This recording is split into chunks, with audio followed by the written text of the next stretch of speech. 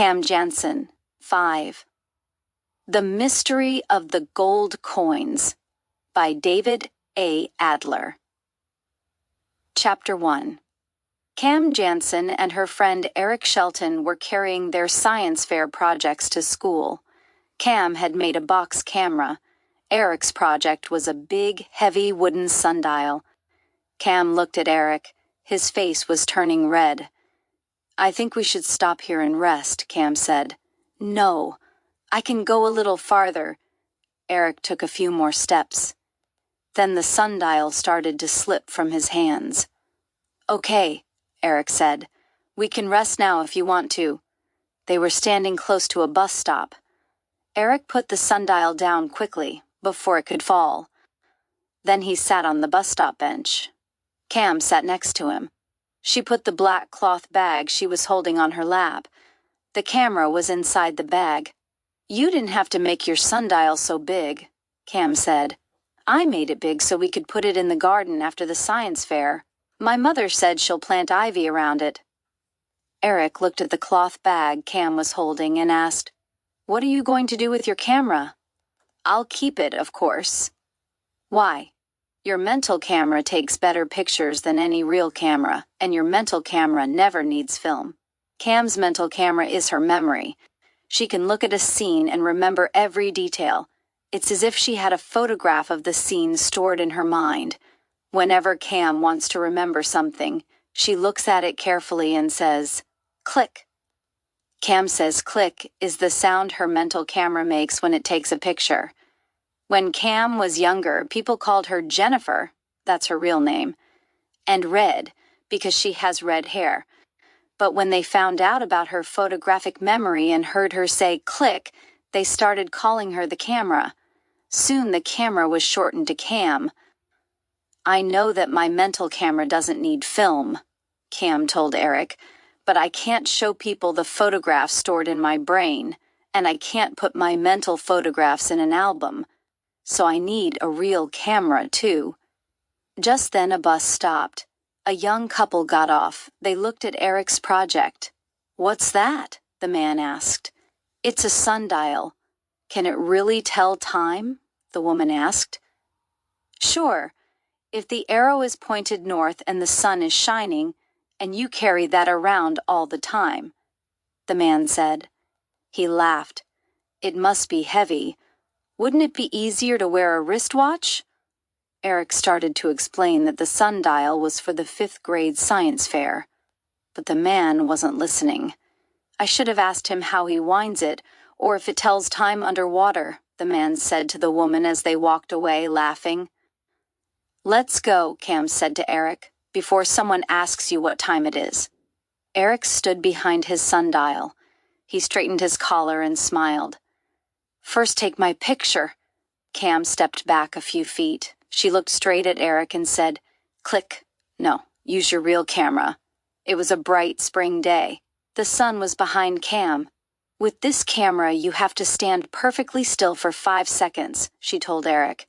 "If you move, the picture will be a blur." Cam took the camera from the bag. She held it with both hands. She pulled a string that lifted a cardboard flap.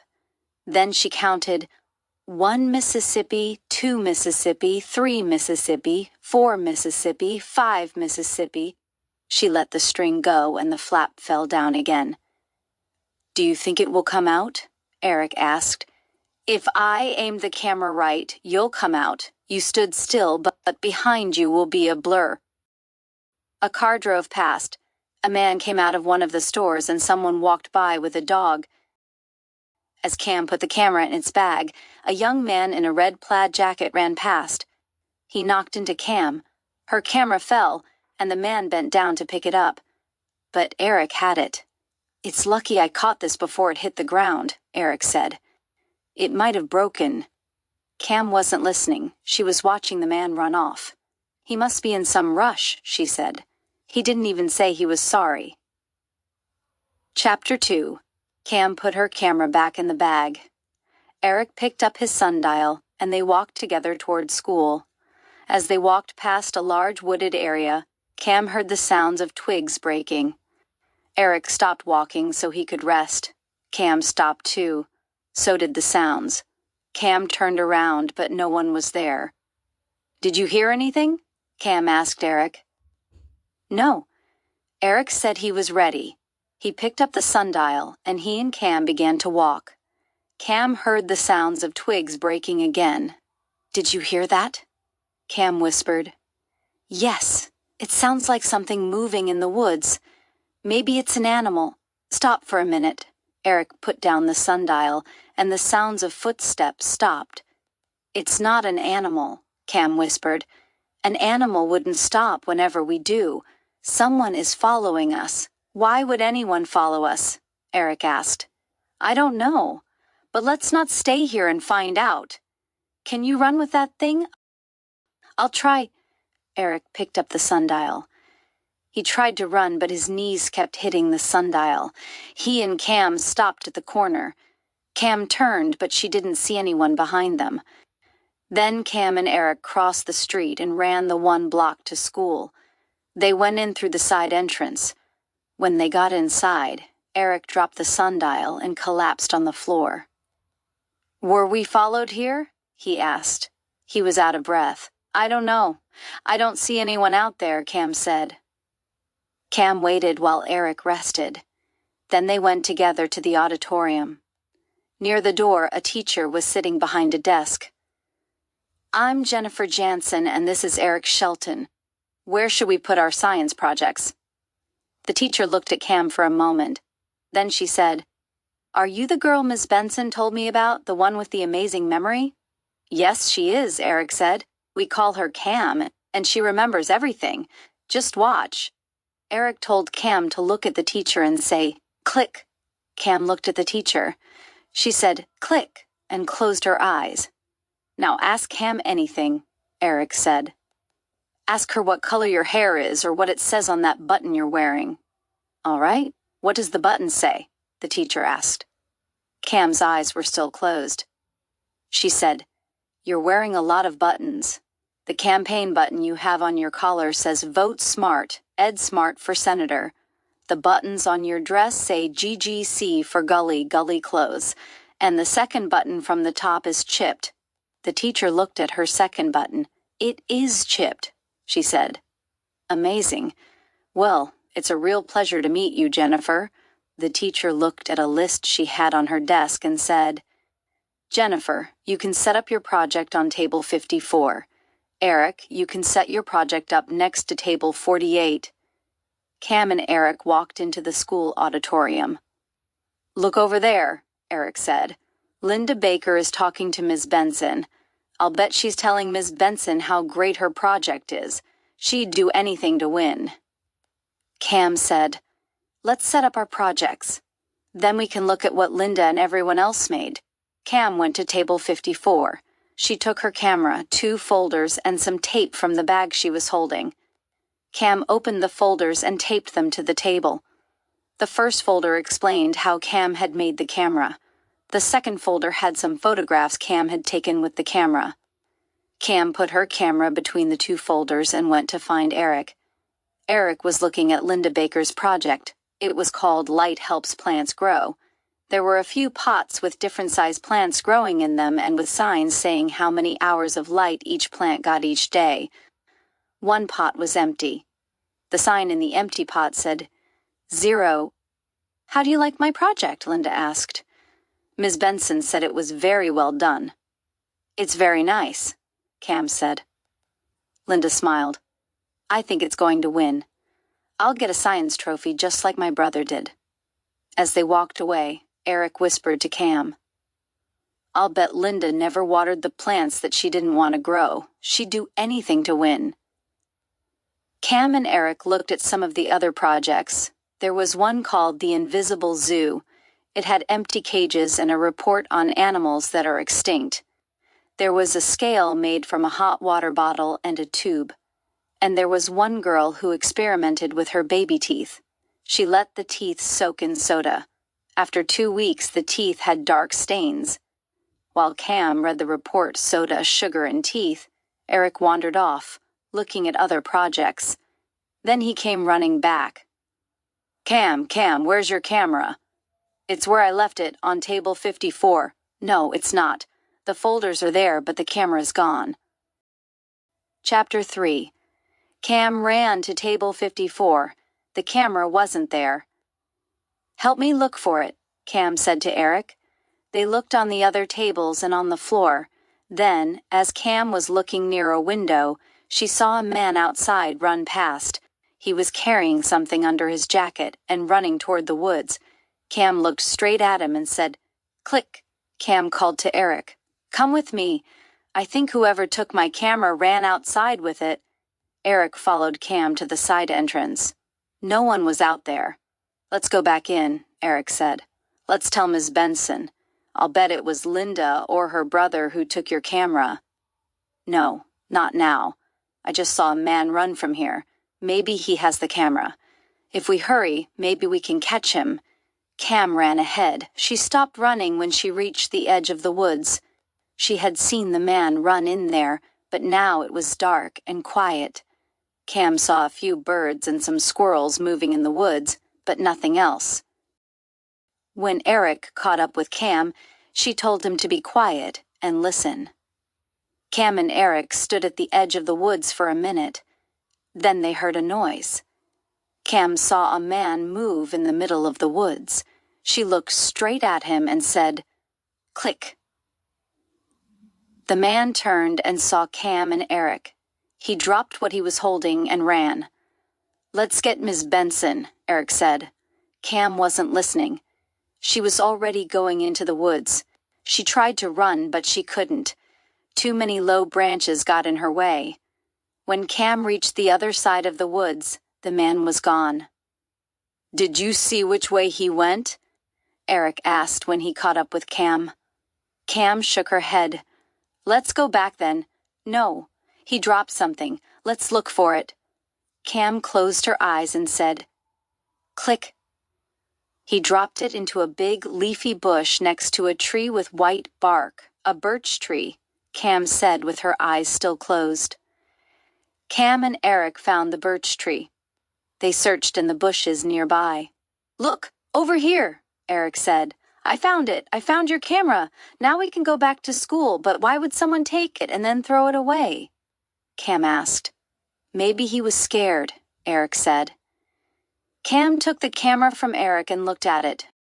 "Whoever took my camera opened it up. I can tell because he didn't put the top on right. Now the film is ruined." Cam opened the camera. "The film isn't ruined. It's gone." Cam sat on the ground. She held the camera in her lap. Eric sat next to her. "You have your camera back. Why are you so upset?" Eric asked. "I'm not upset. I'm puzzled. Why would someone want the film in my camera?" "I still think it was Linda's brother. That Baker family must really love science prizes." Cam shook her head and said no. "I don't think Linda or her brother would want to win that way." Cam sat there and thought for a while. Then she said, "Whoever took the camera must have wanted what was on that film. That's why he took the film and left the camera. But the only picture I took was of you standing next to your sundial. Why would anyone want that?" Cam closed her eyes and said, "Click." She shook her head. Then she said, "Click," again. "That's it," Cam said and opened her eyes. "I have a picture in my head of you standing next to the sundial. One of the people in the background was leaving a store. He bumped into me and knocked the camera from my hands. He was wearing a red plaid jacket. I think he's the same man I saw in the woods." "He probably followed us to school," Eric said. "But why?" "Come on," Cam said. "Let's go back to that store and find out." Chapter 4. When Cam and Eric reached the bus stop, Cam looked at the row of stores. Then she closed her eyes and said, "Click." He was leaving a coin store, Cam said. She opened her eyes and pointed to a small shop right behind the bus stop. "That's the one." They walked to the store. Cam tried to open the door. She couldn't. It was locked. "There's a sign," Eric said. It says, "Collins Coin Shop. Coins for collectors." Grand opening, Monday, April 21st. That's next week, Cam said. Then the store was closed when I took that picture. Cam thought for a moment. Then she said, "That's it. That explains why that man wanted the film." "What's it?" Eric asked, but Cam wasn't listening. She looked through the store window. "There's someone inside," Cam said, and she knocked hard on the glass. An old man came to the window. He pointed to the sign and said something. Cam and Eric couldn't hear him. The old man moved his lips slowly, forming the words, "We're closed." Cam moved her lips too, but the man didn't understand what she was telling him. Cam turned to Eric. "Do you have a pencil and paper?" Eric took a folded sheet of paper and a pencil from his pocket and gave them to Cam. "Don't lose the paper," Eric said. "My homework is on it." Cam turned the paper over and wrote, "I think you were robbed," in large letters. She held the paper up to the store window. The old man read the note. Then he opened the door and asked, "Why do you think I've been robbed?" Cam told him about the stolen camera and the man she saw leaving his store. "Since you were closed, I thought that maybe he robbed your store and stole my camera and the film so that no one would know he was inside." The man smiled and said, "It couldn't have been this store. The door was locked when I left, and it was still locked when I came in, and the alarm was still set. You must have seen him leaving someplace else." "No, it was this store. It had to be," Eric said. Cam said, "Click," and when she says that, she remembers everything. "I don't know about clicks, but I do know I haven't been robbed. Come in and see for yourselves." It was a small, crowded shop. Locked glass cases with coins in them were hanging along the walls. The old man stood next to a large glass counter. It was filled with coins, old dollar bills, and catalogs. "I'm Mr. Collins," the old man said. "I've worried that my store might be robbed. The coins in this shop are worth a lot of money. That's why there's a lock on each case and an alarm on the door. Everything here is just the way I left it last night." Cam told Mr. Collins that she was sorry to have bothered him. Then she and Eric left the store. As they walked towards school, Eric said, "I still think it was Linda Baker's brother. I'll bet the Bakers have a shelf just waiting for that science trophy." Cam and Eric stopped at the corner and waited for the traffic light to change. Then, just as they were crossing the street, they heard someone call to them. It was Mr. Collins. "Come back," he yelled. "I have been robbed."